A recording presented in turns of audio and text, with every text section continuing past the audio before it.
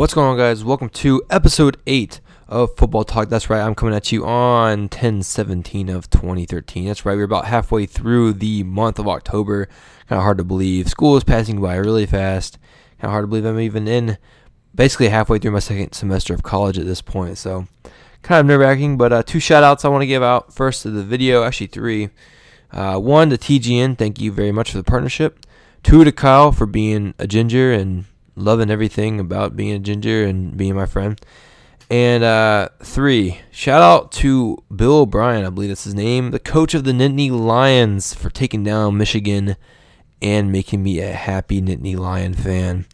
So let's jump right in to football scores, especially the NFL scores. Is all I talk about really from the past week. Last Thursday night, Chicago and the Giants squared off.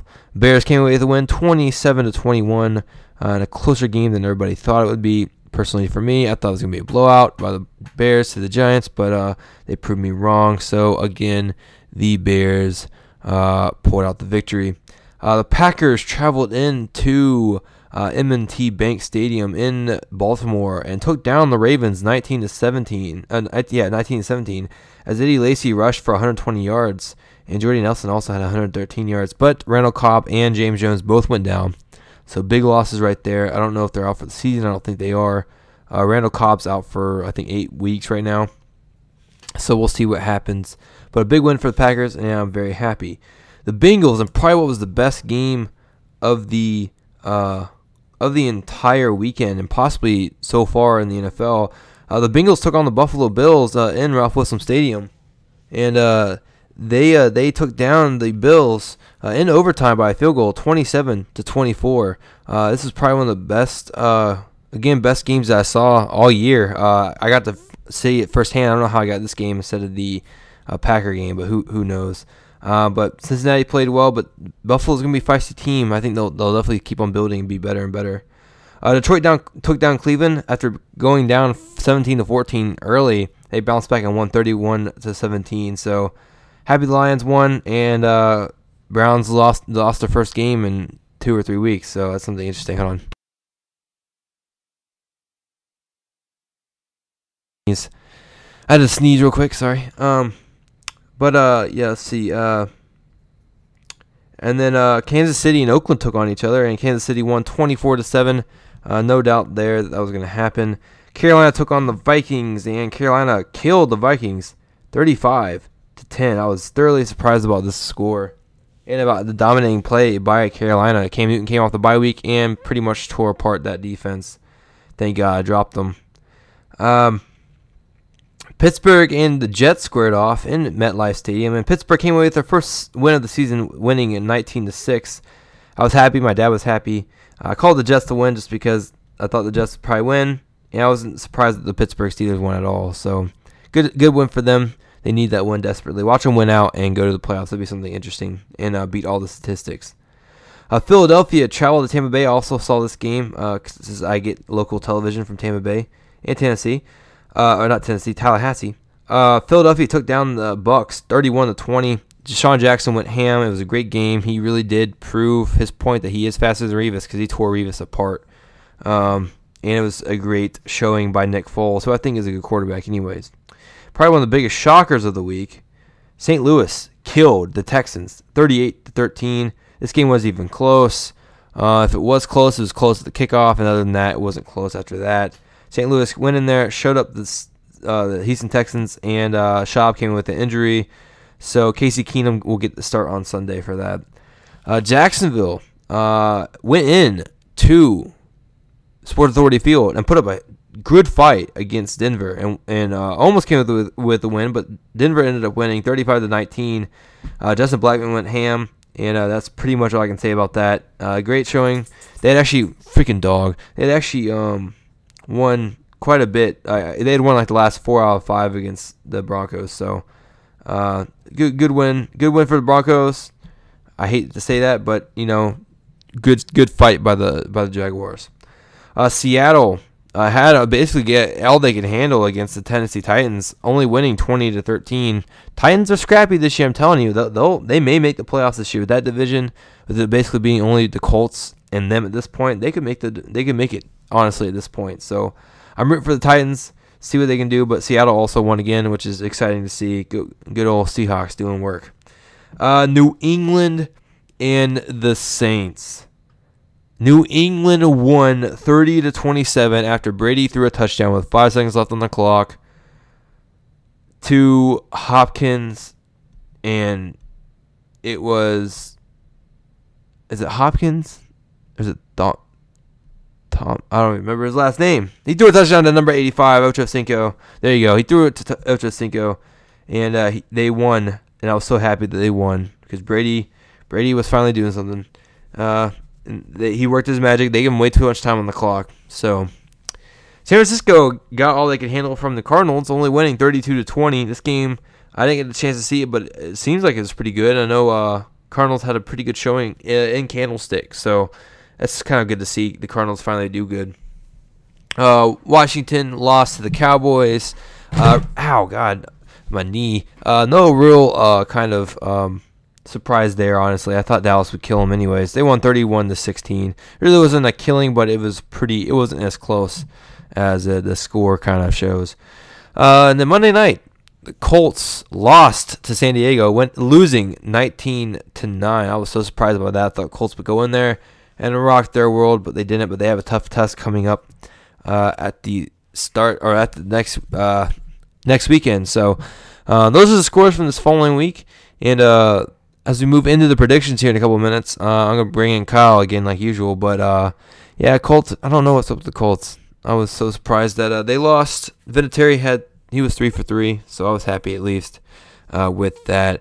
Also, VSU plays this week. Actually, VSU lost last week, so we are not number 1 anymore in the country. But so we'll bring in Kyle for the NFL predictions. So here we go. Hello there, Kyle. Hello, how's it going? Good. So we're going to do some football predictions for the NFL, and then we'll move into NCAA and end with the Florida State game. So this is not football. Football is soccer. Oh. Okay. What's up? Wow. How dare you say that? So, all right. So the predictions. So the Seahawks and Cardinals face tonight because we're doing football talk on Thursday. What is this? Face tonight. So I'm picking the Seahawks. Will pick up a division win against the game Cardinals team. What about you? I agree. I think the Cardinals. Now the Cardinals have played better. I thought they could have played better last week against the Niners. They had some costly turnovers. They costly mistakes. Larry Fitzgerald's probably going to play, but if you listen to this before your fantasy, do not start Larry Fitzgerald. He's going up against a game Seahawks defense that will shut him down. He's going to go up against Richard Sherman. Do not start Larry Fitzgerald. I just don't. I think the Seahawks defense is a little too much. I think they're going to key in on the passing game. I think front seven is going to be the thing that wins the game for the Seahawks on the other side of the ball. I expect Russell Wilson to have a big game and Marshawn Lynch to have an even bigger one. I got the Seahawks by 11.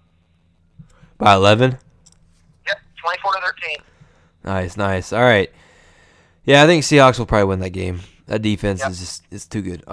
Buccaneers head into Atlanta, and I'm going to say the Falcons will finally win after 5 straight losses, but I would not be surprised if the Bucs prevail in Atlanta. So. Well, the Bucs, like I've said, they're 0-5, but the team with you have Doug Martin, you have Vincent Jackson, you have the talent on that team defensively too. They have talent defensive-wise as well. It's not meshing. Jarrell Revis on the defensive end, but the Falcons get back on track this week, even with being depleted with all the injuries. But it will be close. They eke out a 3-point win over the Buccaneers at home. So they do what they did all last season by only kicking a field goal and having to drive down the field in the last minute, right? Yep. Exactly. Sorry, the Falcons fans are flying out of the air, flying to another nest. Oh, they were in a nest to begin with? Oh, sorry. Okay. Cleveland heads into Lambeau Field to take on the Packers. And I'm going to say the Packers will win at home, of course, even with the top 2 receivers out. So just because I think that team with Brandon Whedon at the helm, yeah, I think that defense. Yeah, that defense is gonna. I think it will cause turnovers. Honestly, I think we'll probably get a couple pick sixes, and I think Eddie Lacy will probably run pretty good. Even though the Browns' defense is extremely good against the run this year, I think that Packers will win definitely. I got the Packers, but it will be close. I think Jordy Nelson is going to have a big game, but I think they're, like I said, the Browns are very good against the run defensively, and they've got good corners in Buster Speed and Joe Hayden. But I honestly see this being a low-scoring game. I think Jordy Nelson does have a big game and gets a touchdown or two, but I just think this is going to be a close game. I have the Packers winning, though, just because when you have Whedon at the helm, it's tough to be consistent offensively. So I gotta go with the Packers. Yeah, good boy, good boy. The Bills go into actually no, sorry, not yet. The Bengals head into Ford Field to take on the Lions. I'm gonna say the Bengals will pick up their second straight road win, in OT again. However, if the Lions win, it will not shock me one bit because this game I'm kind of like I want both teams to win, but also I need the Lions to lose right now for the Packers to get back on top. But also I need them to win just because I don't want the Bears to be up there. So, I like both teams, and I'll be happy either way. But I'm just going to say I think the Bengals may pick up another road win in OT. I got to disagree with you there. I think the Lions at home are a very good team. And I think the Bengals' inconsistencies, I mean, I know the secondary is banged up, but you let Thaddeus Lewis take you into overtime. That's a team that the Bengals need to dominate. And they didn't, and they should be that. And then when they go up against a team at the caliber of the Lions in Detroit, I don't think that bodes well for them. I think Matthew Stafford has a pretty good game. I look for Joseph Fourier to get in the end of the day again and do another nice touchdown dance. He always has one up his arsenal. And I think Calvin Johnson gets back on track. But the key, I think the defense is going to play good. And Ndamukong Suh will not have a dirty hit on Sunday. That was even a dirty hit. I know, that's what I'm saying. I don't know why that irks me a little bit, just because what else are you supposed to do there? Yeah. But I got the Lions. I think Reggie Bush will have a big game. Mm-hmm. The Bills head into Sun Life to take on the Dolphins. I'm gonna say the Dolphins will dehorn the Bills at home. I think the Dolphins will control this game. Dolphins coming off 2 straight losses and a bye week. They get back on track. Expect Mike Wallace to have a good game against the Buffalo secondary. And I wouldn't be surprised if Brian Hartline and Charles Clay get on the action, too. The Bills will keep down on the run game, but that'll open up the passing game for guys like Tannehill. And when you have Thaddeus Lewis at the helm, and maybe not even him, and maybe Matt Flynn on Sunday, doesn't bode well. I got the Dolphins. Nice. Hopefully Matt Flynn will actually finally get his second career start ever.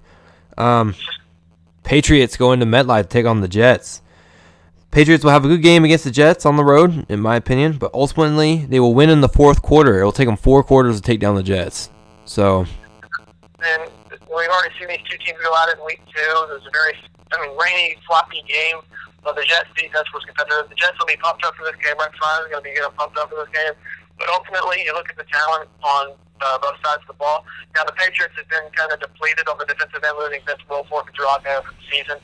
But they still have all the offensive weapons, and Brady is getting better acquainted with them week by week. And when Gronk comes back, that offense is going to become a whole different animal.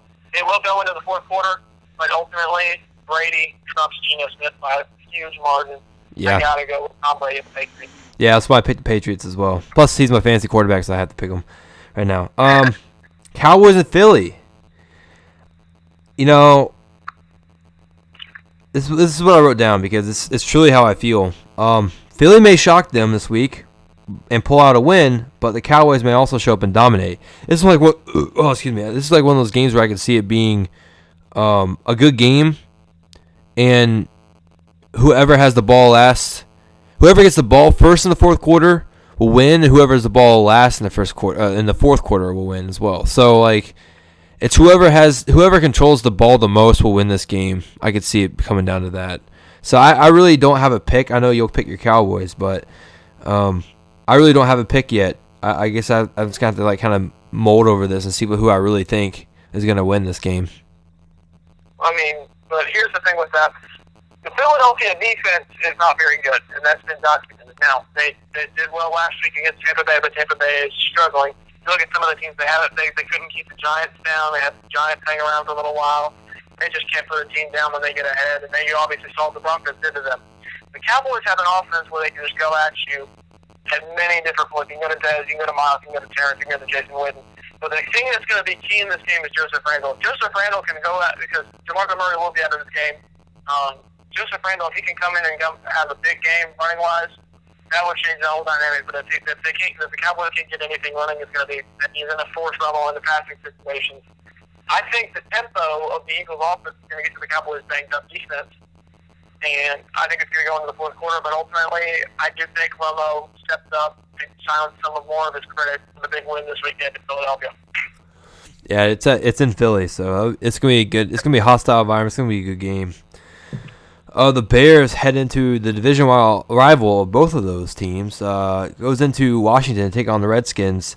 I had to pick the Redskins in this one, obviously, and I think they'll get their second win of the year to a hurt defense because they really did. The Bears lost. God, who was it? Chris Canty? No. Was it Chris Canty? No. It was somebody. It was a defensive lineman. He's a beast, and they lost somebody else too. I just want the Redskins to win. I'm getting tired of the Bears, obviously. And you're going to keep getting tired of them because the Bears are going to win again this weekend. I know. Here's why the Redskins defense really, the offense is getting better by the week. They look good against the Cowboys, but granted, the Cowboys defense makes everybody look good nowadays. The Bears defense is a different animal. Even with the injuries, you still have guys like Lance Briggs. Peanut Tillman's going to be back. Andrew Wright. That defense is a hard-hitting defense, and they'll cover those receivers and shut down Alfred Moore. And then we'll force RG3 out of the pocket where they can get them. Cutler has a big game. I think Jay Cutler has a huge game, and I think Brandon Marshall and Alshon Jeffrey both have big games as the Bears win by double digits. That really hurts. You know that, right? Now I gotta think who I'm gonna start. Am I gonna start Alshon Jeffrey or if I'm gonna start Deshaun Jackson? So I'd start Deshaun. I'd definitely start Deshaun. So Calvin Johnson or Alshon Jeffrey? I'd start Calvin and Deshaun. Should I put Alshon Jeffrey in my flex and take out Tony Gonzalez?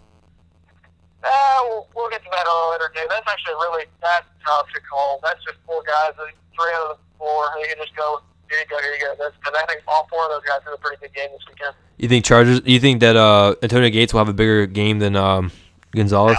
No. All right. Well, then I better put Gonzalez in for my tight end and put Alshon Jeffrey in the flex. All right. The Rams head into Carolina to take on the Panthers. Newton continues his dominance from last week against a very good defense, and they win ultimately. That's what I'm picking. Panthers win. That's what I'm picking. You gonna pick or not? Huh? I think I got the Panthers in this one too. The Panthers played very well last week, and the Texans played awful, played about as bad as a game that you could find. And the Rams defense is looking good, but there's still the inconsistencies with Sam Bradford. Bradford looked pretty good last week. I think they finally found their starting running back in Zach Stacy. But I still think Cam Newton's riding this emotional high after last week having an amazing performance. He's going back home where the crowd's going to be behind him, and I think the Panthers get back to 500 this week at 3-3 with a win over the Rams at home. Yeah, that means they're second place in the division too. So, you have to think about that, honestly. Yep. When their schedule come up, they can be a wild card team. Yep. Chargers head into Jacksonville. This will be a closer game than people think, honestly.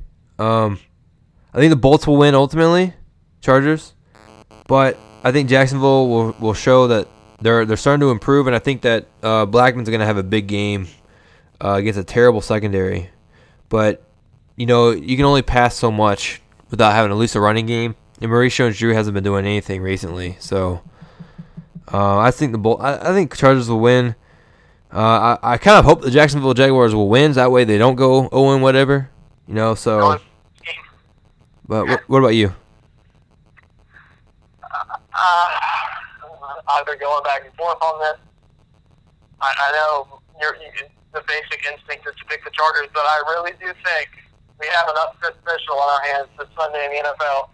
I'm taking the Jaguars on Sunday because I think Blackman is going to be able to I think he's going to bust some of the coverages the Chargers throw at him. I think he's going to have a massive game, much to the delight of my fantasy team. I think Jones-Drew can get stuff done, not maybe per se out of the backfield, but maybe if they use him out of the receiving line, they'll use it on Robinson. I just think the inconsistencies of the Chargers gets to them ultimately, and it gets them this loss. Yeah. The Jaguars step up and get it done. I have kind of like 2 or maybe even 3 kind of possible upsets that I'm going to kind of in these next couple picks. No NCAA predictions like they were last week about Kentucky beating Alabama, but that was actually a closer game than people think. So it was the Clemson game. So our next NFL matchup is the 49ers go into Tennessee to take on the Titans.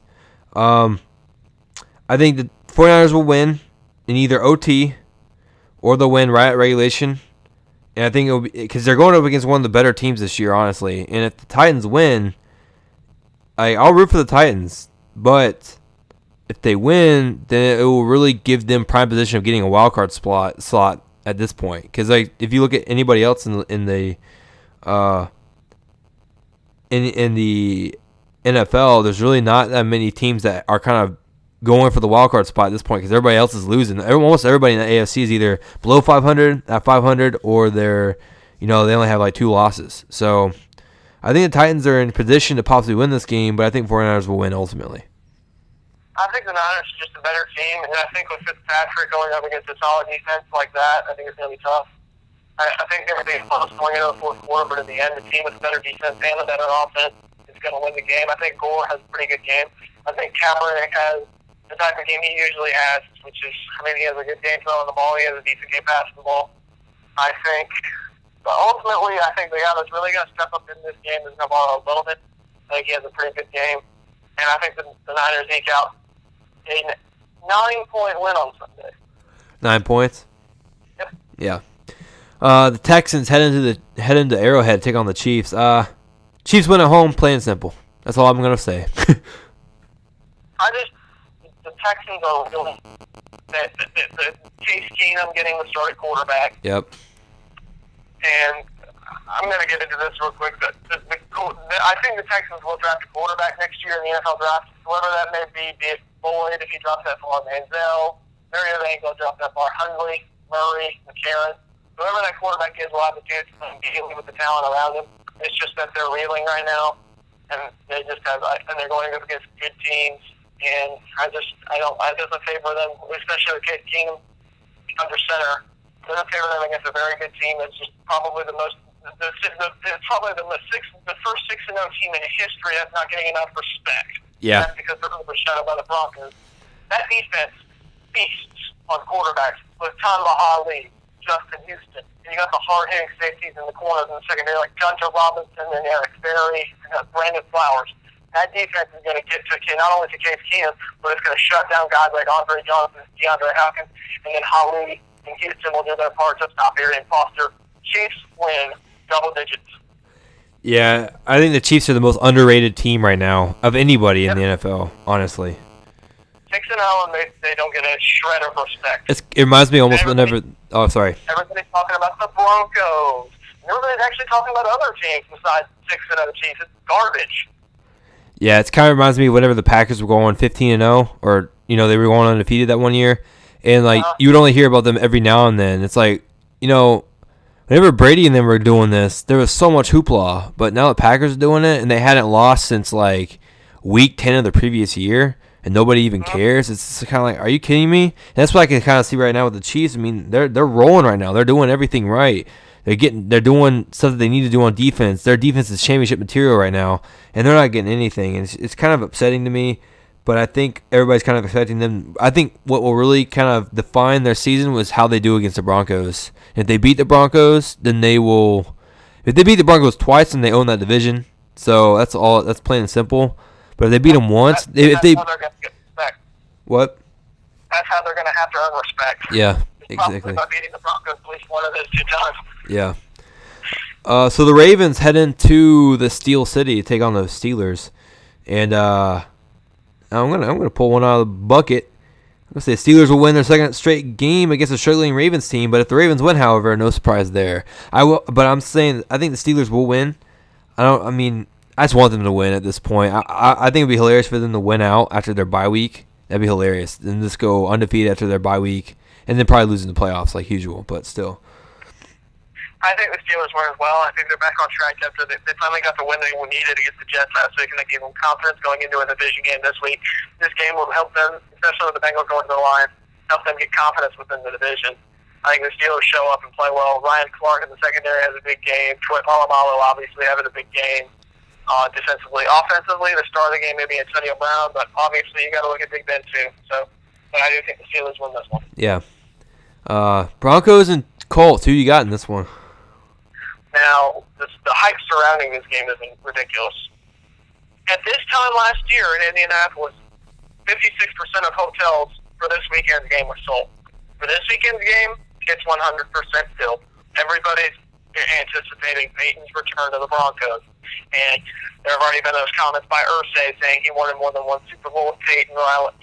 And then John Fox getting involved. I mean, it's just adding to the hype of this game. Now, the Broncos have the firepower to honestly run the table and go undefeated if they want. I don't think that's going to happen, but they have the firepower to with Wes Welker, Eric Decker, Julius Thomas, Demarius Thomas. And you just look at that. You look at that team right now. The weakness is their defense. And the antidote to beating the Broncos is if your defense can get full stops and put points up on the Broncos. Andrew Luck's the type of quarterback that can do that because Andrew Luck has just as many weapons as ours. So he's got Richardson in the backfield. Now, Nelson Moreno is a very good weapon, but I think Richardson's better. Richardson, T.Y. Hilton, Reggie Wayne, Kobe Slater. I mean, I think they're going to put up some points. I think this is going to be a shootout and then an emotional victory. Andrew Luck, the Colts have been gaining a reputation as giant killers. They beat the 49ers in San Francisco.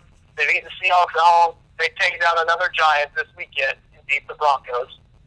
Yeah, the Colts winning too in a feisty game at home on a Vinatieri field goal. I think it will come down to a field goal like it did for the Broncos and Cowboys. I think it will be a shootout, and I think instead of Luck throwing an interception, it will be Manning throws an interception and sets up a field goal for them to win. Kind of karma in a way, and I think that this will set the pace for either a meetup in the playoffs, not in the AFC Championship game because I think the Broncos will lose before that, but I think it will set them up to play in the divisional round, and then at that point, Luck will beat them again because he knows how to beat them. So, and I think the Broncos I think Colts may actually get home field advantage in the AFC for the AFC. I could see that happening. They have the firepower on defense. Antoine Bethea, Robert Mathis. They have the guys on defense that can get it done, and they have the offensive firepower as well. Yeah. So we're pretty good on that, honestly. The Vikings and Giants on Monday Night Football. Yay! But this, however, even though it may be a terrible game, it does set up Packers and Vikings on Sunday Night Football next Sunday. Do I have to pick one here? Can they both lose because they're that bad, or? Well, I'll tell you what's going to happen, okay? This is what's going to happen. If the Giants score first, that's a touchdown, not a field goal, they will win the game. However, if they do not score first on whatever possession, their first possession, then the Vikings will win. Just because the way that Eli's been pretty much handling every situation in this year has been like, oh, once we get down, then we suck. But if we don't score, then we suck. So, because like if you look at the Bears game, they struck first, and then the Bears ultimately won the game, but they had that confidence to do good. And so I think if the Giants score first, and if you look at the Philly game as well, they struck first and they were up. But I think if they don't score first, then they'll lose.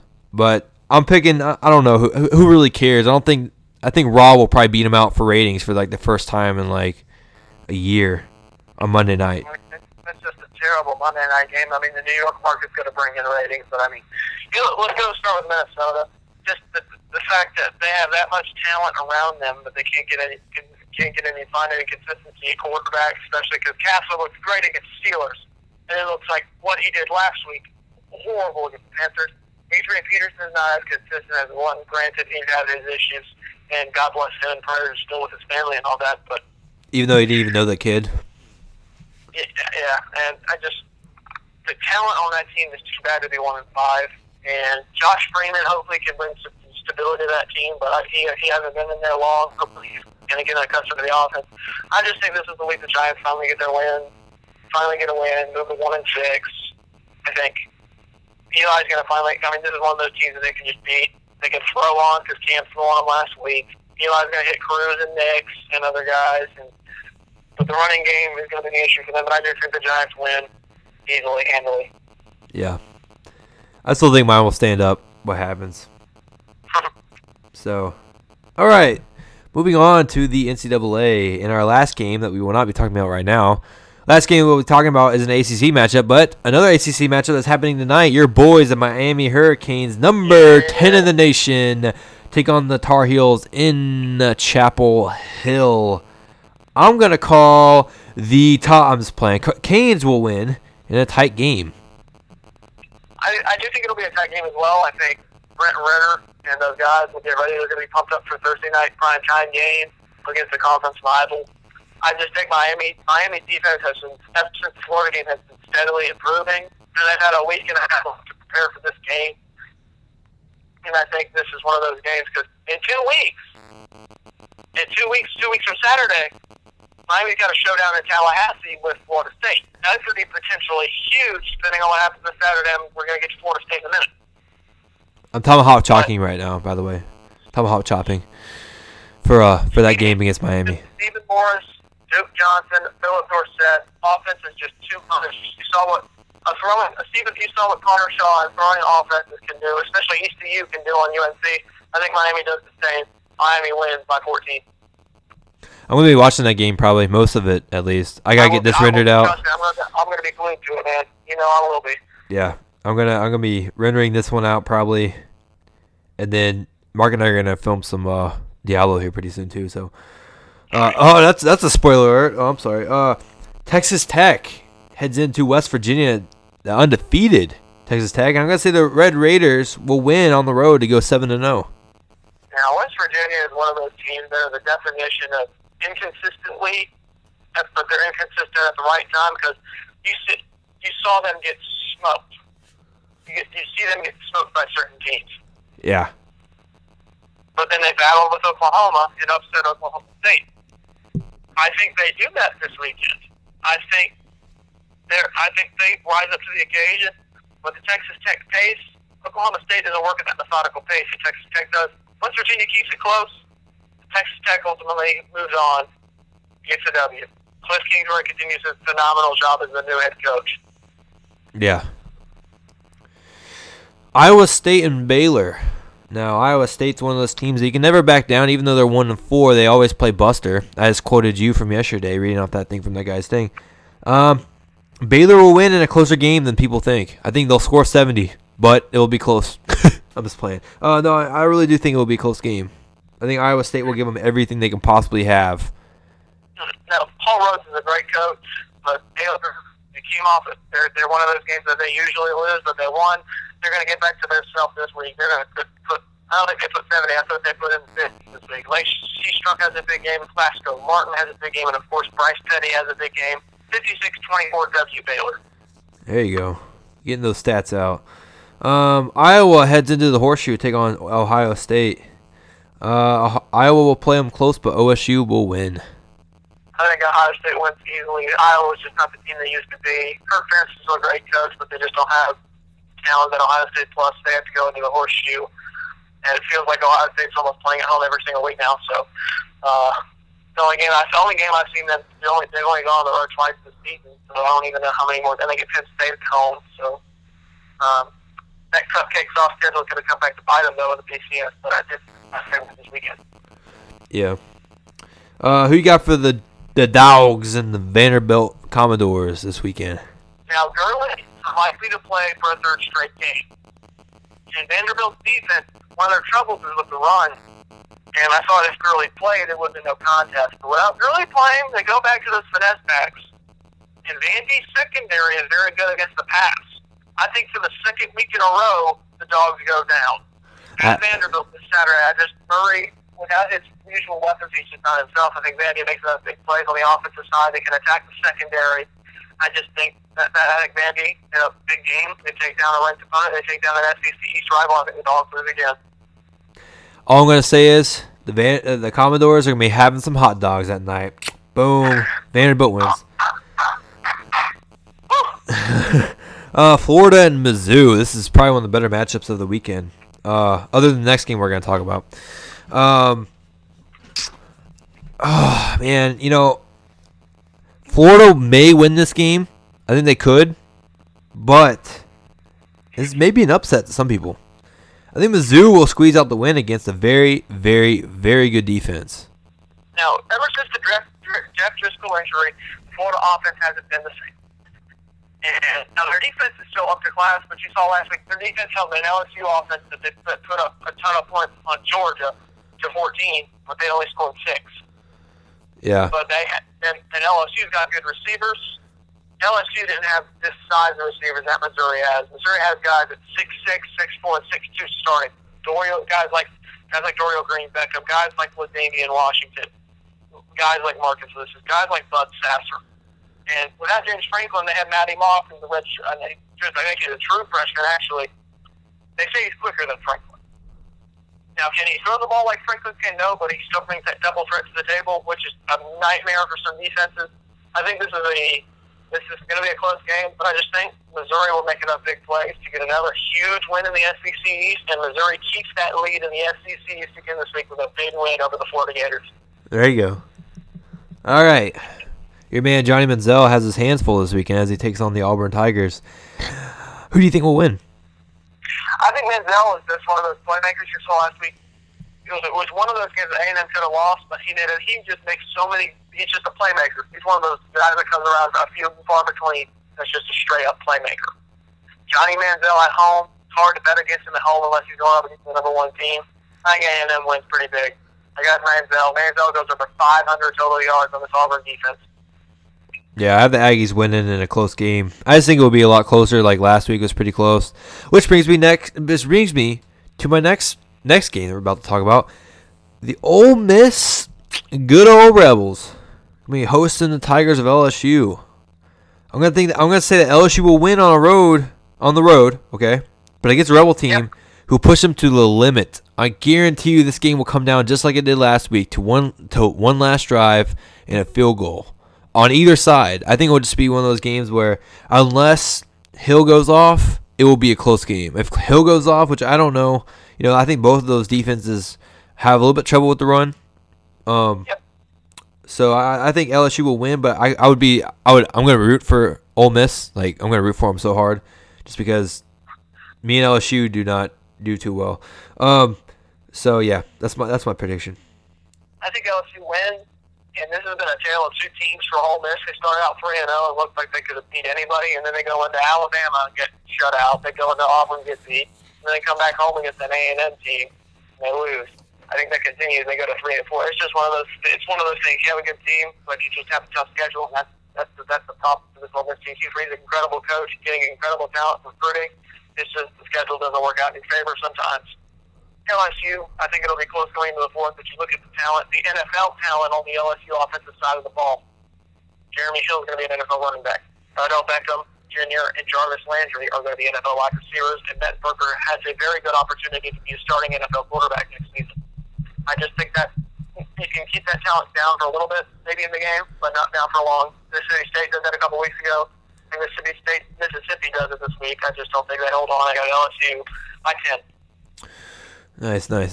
Now USC, who came off a win last week with their new coach, they head in and to a pretty hostile environment. This is a pretty hostile matchup for the Battle of the Golden Shillelagh against Notre Dame. Oh, weekend? Yeah, it's this weekend. So unbelievable. I'm gonna pick USC to win against the Irish. I can't root for Notre Dame, and it's my boys. Trust me, I can't either. Hang on a second. Thought of Notre Dame makes me want to barf. But Yeah. USC is getting Marquise Lee back, which is a playmaker on one of the sides of the ball. I think this game is close, but this is one of those games that Notre Dame's defense rises up and gets some stops. I think they make enough stops on Cody Kessler and company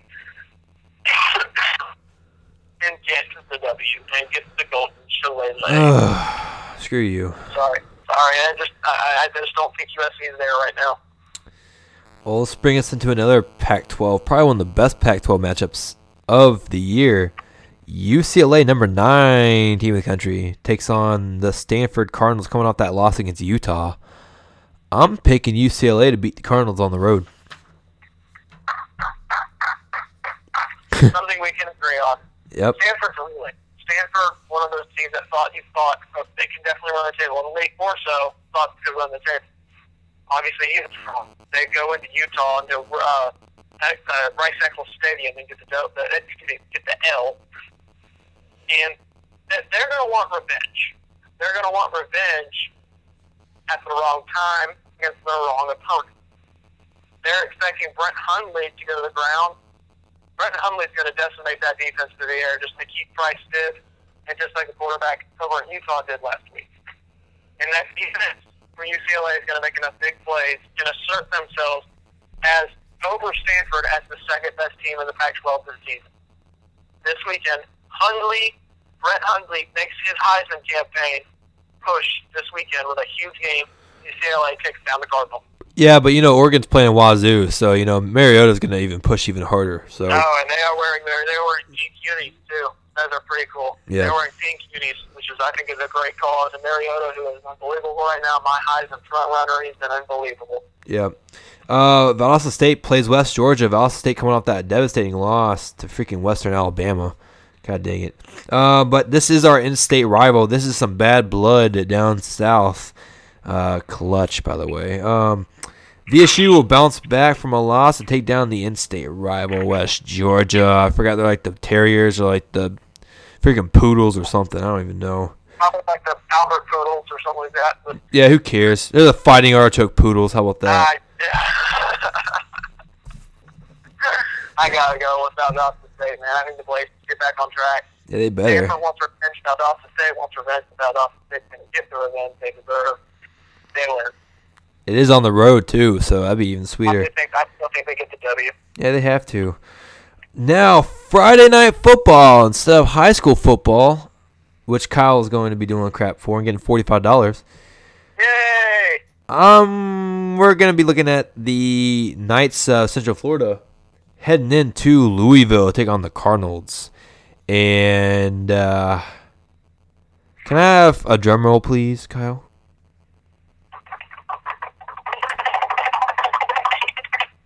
The Knights will shock the Cardinals in Louisville. Boom. Wow. That's a gutsy call.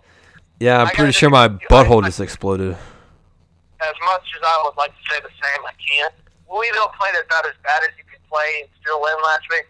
Rutgers had opportunity after opportunity to get in that game and actually give them a game and possibly beat Louisville, but they didn't. They just made turnovers. Louisville plays better football this Friday night, and they get a big, big, big W. Even though their BTS ranking is not going to reflect that. They're still going to be ranked up high. I don't know.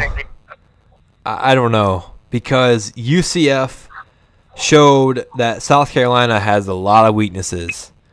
South Carolina looks like they have perfected those weaknesses, haven't they? I don't know. Yes, they have. But I'm just saying UCF went into South Carolina and almost beat them. And I think South Carolina is a better ball club. This is an SEC shout-out for you since you're jockstrap. Is a better club than Louisville. And so I think that Central Florida will probably win this game. I mean, I could see Louisville winning it. I just want Central Florida to win them and just make Teddy ball game. Just knock him out completely out of everything. That's all I'm going to say before I get more into it. And, I mean, it could be worse. It could be happening. Let's do a little high school pick 'em though. The game I'm going to be refereeing myself. I'm going to be running clock and work with $45. The 3-3 Cherokee Warriors host the 6-0 Etowah High School Indians. I'm going with Etowah. Yeah, I will too. All right. Okay, moving on. BYU. This is some Conference USA. Or is it Conference USA? It's like across. BYU heads into Houston, take on they're Cougars, aren't they? Yeah. Yep. The Cougars. Cougar Bowl. Yeah, the Cougar Bowl. We're not talking about the Desperate Housewives. Dadgummit. I wanted to be there. But I think Houston will roll and go to 6-0. I think Houston's undefeated? Yeah. Oh, now BYU presents a different animal, and I really haven't seen much of Houston. I'm not going to go off speculation, but I do think it'll be a close game. And I'm going to agree with you. I haven't seen much of Houston, but I'm just going to say since they're undefeated and they're going to be at home, I think they take down a game BYU squad. Yeah. And then the game of the week that everybody in the entire freaking United States is going to be watching, other than Dogs fans, because they'll be in hibernation after they lose to Vanderbilt. It started out after the LSU game, now it's like, yeah. Florida State, the number 5 team in the country, heads into Clemson, number 3 Tigers, to take on the Tigers. Like I just said, wow, that's really stupid. That's the primetime game, and last time that Clemson was on primetime, they won against the Georgia Bulldogs. And this is what actually I'm gonna get your thoughts first before I say what I think. How about we'll do this? We'll give our keys to the game and then make our picks. Let's go with our keys for Florida State. And here's what I'm gonna go with for Florida State. It starts with Jameis Winston. Jameis Winston has been one of those guys that's proving week in and week out that he should be in not only definite Heisman consideration, but that ACC Player of the Year, up with Taj Boyd like that. Winston is one of those guys, but you got to look at also some of the other guys on that roster. Nico Leary. And wide receiver wise, Kelvin Benjamin, Kenny Shaw, and Rashad Green. Running the ball wise, Devontae Freeman and James Wilder. Can Clemson key down on the run? If those guys run wild, I don't know what's going to happen. But what is your key for Florida State? Jansen's got to play well. Is it Jansen? I don't even remember. Jameis. Jameis? No, it's just Jameis Winston. Winston. Okay, I was trying to figure out his last name. Winston. Like for me, I knew what it was. I had a brain for it. I think if Winston's got to play well, and Florida State's defense has got to play exceptionally well.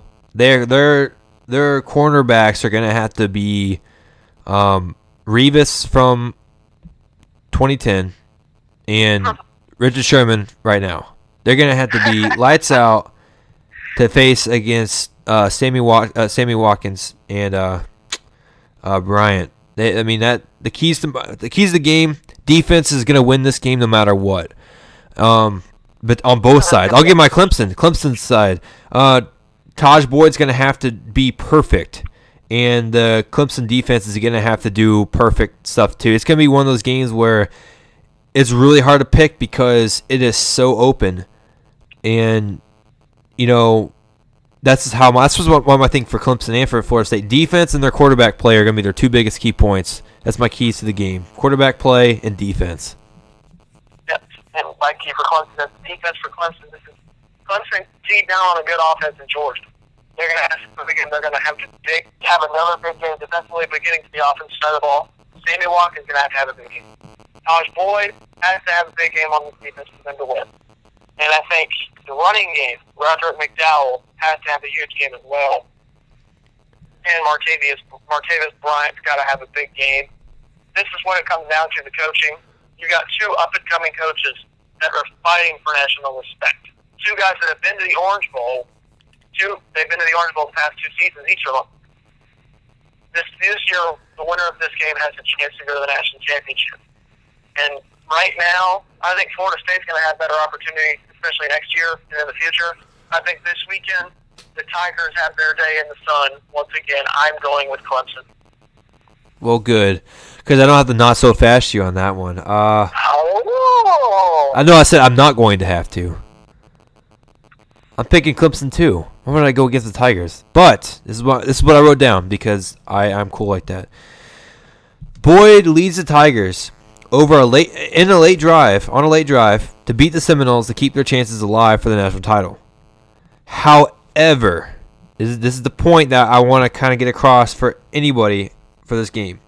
The Seminoles will show every single weakness that the Tigers have, and eventually, if the Tigers make it to the national championship game, whoever they face, that game tape is going to show the other team what to do against the Clemson offense, honestly, and defense at that. Like Clemson's going to win the game. However, the Seminoles are going to show that they're going to fill all. They're going to. I don't even know how to say it. Here. I'm going to use a cheese a cheese thing, okay? Here we go. You ready for a cheese? You ready for cheese, Kyle? Okay. It's not going to be Swiss cheese. Like, they won't make them look like Swiss cheese. They're going to show on film that they are Swiss cheese. That's what's going to happen in this game, honestly. Clemson will win. However, Seminoles will make them look like Swiss cheese. Boom.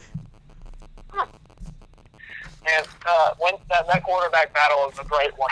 Jameis Winston, about two Heisman candidates. Jameis Winston going one-on-one against Holly Boyd. I can't wait to see it. I know you're excited being an ACC football fan. You are. I'm an SEC type of guy, but I do get excited for games like this outside of other conferences unless you're talking about the Big Ten. Well, I'm so glad I've been labeled. I'm going to start labeling you. Here's my weekly shot at the Big Ten. Yeah, I can do a lot of weekly shots to a lot of teams like the Falcons, but oh wait, it already happens. We did that last week. We did a lot of Falcon shooting last week. Well, no, that was 2 weeks ago. Okay. Before they faced the Jets. Oh. Well, Kyle, we are done with our predictions. I thank you for joining, and here I'm going to give you a nice little 30-second window to express what your predictions are for Hell in a Cell. And you ready? You ready? Yep. Go. I think the stipulation, him adding the Hell in a Cell stipulation, that means that finally going to get his hands on Heyman, and he's going to get a W inside the Hell in a Cell. I think Michaels helps Bryan get the WWE Championship. I'll be happy for that. I think Cena wins the World Heavyweight Championship, but for a short amount of time before Damian Sandow comes down and gets finally Sandow versus Cena, which will be very interesting. I think they take the Divas Championship off AJ Lee, and I think they take the Intercontinental Championship off Curtis Axel, and I think Cody Rhodes and Goldust will have a rematch. No, they won't have a rematch. It'll be Cody Rhodes and Goldust in the Big Show against the Shield. And I'm going with the Rhodes family and the Big Show on that one. Well, you went to 40 seconds, so I'm never doing that again because you screwed it up, Kyle. God. How dare you? My bad. My bad. How dare you? I gave you 30 seconds of fame, and then you take 40 out of my time? That's okay, though. It's okay. It's okay. I'll beat you up. I'll beat you up in a month. How about that? Oh, man. It's okay. We'll get Mark there to mediate it. How about that? All right, Kyle. Mark gonna go at it again? Yeah. Man, I wish we had a film of that. I'd love to see that game tape. I swear, in my head it was like, "Are you ready? Are you ready? Let's get it out!" Oh, you guys are gonna throw down.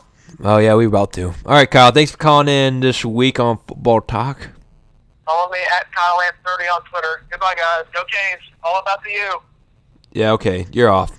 All right, well, as my friend Kyle gets all self-pluggish and starts doing stuff about the Canes, and my dog stands up and shakes once again. I'll tell you guys, I don't know how to talk today. Tell you guys, thank you guys for watching. I hope you guys enjoyed Football Talk number 8. We gave our predictions. We got some punches out at teams, especially the Georgia Bulldogs, Falcons, and I made my bold prediction of the Central Florida Knights taking down Louisville. So we'll see what happens. You know, it'd be something interesting to see what all goes down this weekend in sports.